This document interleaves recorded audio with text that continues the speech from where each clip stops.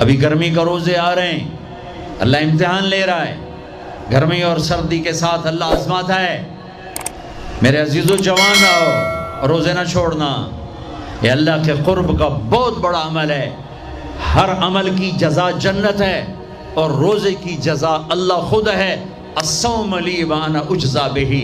मेरे अल्लाह ने फरमाया रोज़ा मेरे लिए है और रोज़े का बदला मैं खुद हूँ। काम छोड़ देना, थोड़े कर लेना, काम थोड़ा कर लो। इन यूनिवर्सिटी वालों से कहता हूँ, पढ़ाई थोड़ी कर दो बच्चों की।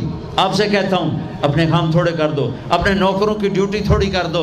सबको रोज़े के लिए तैयार करो, खुद रोज़ा रखो, गर्मी बर्दाश्त करो, भूख बर्दाश्त करो, प्यास बर्दाश्त करो। अल्लाह क़यामत के दिन की गर्मी से बचाएगा, भूख से बचाएगा, प्यास से बचाएगा।